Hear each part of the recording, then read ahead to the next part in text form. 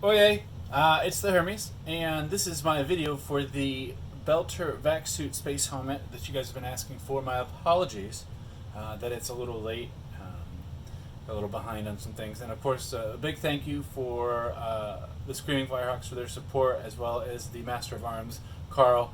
Without you guys, this was not something in my forte. So thank you guys for that push and all your extra help.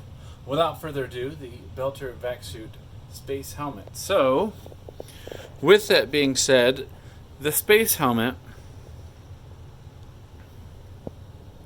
which you kind of see here,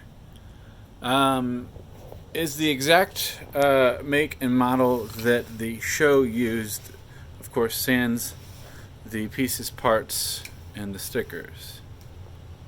The actual helmet was a high altitude fighter jet helmet. And with that being said, it was available online on eBay. Actually, it was around $200. Rumor has it they've actually jumped in price. Whether or not that's the case, I don't know. But at the very least, I got it from the same dealer, which I assume was the same dealer that the show used, and it appears others have been finding and purchasing them as well, so that's really awesome.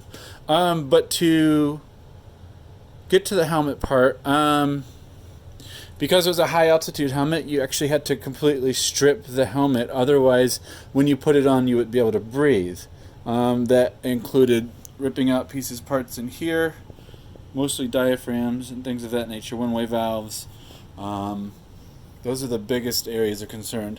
This obviously was the O2 hookup, which I am not sophisticated enough to do that. But inside here is an actual fan, which I'll get to here shortly. It is a 3-piece helmet. There's 1-piece, 2-piece, 3-piece. So that's 1, 2, and then of course 3. And they all come apart. So you pull these down. And this flips up. We'll do that here in a second. But the lights here, it's all foam, actually. Crafted foam, epoxy, and fancy glue. And inside, if you pushed a pin through it, you could actually turn the lights on. Those were challenging to make themselves. This here is foam as well. This is just a strip of electrical tape. Some fancy people have been blessed with a 3D printer, and I am not one of those.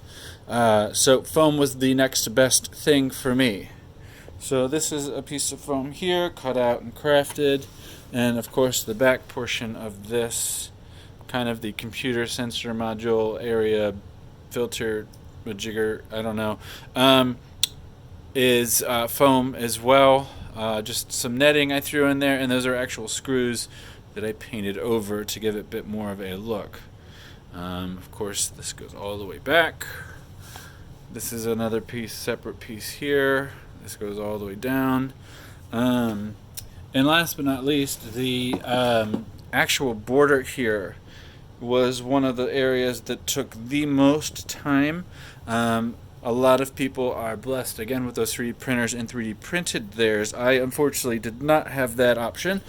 And foam crafted it, and if you look closely, these are actually all individual toothpicks cut to size, which was an entire day's worth of work, which drove me absolutely bonkers. It was awful. A miserable experience, and of course painted it, dry brushing it to give it some more looks, and then thank you, Carl, for the idea. Rub and Buff for the bang up, and black for some areas of weathering and things of that nature. So that worked out really, really well. And of course, I actually added this myself. I ripped the old piece off, but this is a hose attachment with a ring that you can clearly close up, and then of course it will actually connect and screw into my bag, my O2 bag there. So without taking any too much more time, I'll disassemble this here some way. Whoops, it's kind of hard with one hand. So you pull down, this flaps up, okay? Same with that side. And that then releases the actual helmet part. Here. Oh God. Oh God. Oh God. Just kidding. So this is the shell of the helmet. And of course that's that. I mean, that's what it looks like. There it is, the shell. Coming out of a shell. And then on the inside of this here, you can see, is the webbing. I actually soaked the helmet in a black dye for a little while to try and get rid of some of the green. Now, obviously, the nylon didn't do very well, but this part did. And unfortunately, I'm experiencing, because it's used, some loose teeth. So it actually doesn't fit around my head completely. To release this one, you actually go down here and you pull this. This is actually the hard part. This is the part that really seals it. Sorry, give me one sec. There we go. Okay, so it seals there. This attaches. Ting, and then you pull it tight, and it really pulls tight. I'm not even gonna lie. It seals because of this binding here, or this rubber piece. I don't know what the hell you call it, but that's where it seals. And you actually do have to take this completely apart to put on. So if you're thinking it's a quick put on, you're wrong. And of course, the face mask here is in and of itself. I ripped that part out. It's just a piece of piping with a drain cover over top to simulate what they kind of had. I did throw some LED lights around, and I did have to cover several of them up, otherwise I was going to blind myself. And then of course my little micro USB fan that I have connected to my USB cords. The light and the fan are connected to USB cords. So all of that connects together, which I can't do because I've only got one hand, and then it seals back up. Actually, takes you probably a good 5 minutes ish if you've got a buddy that knows what they're doing, and it can be a pain in the butt.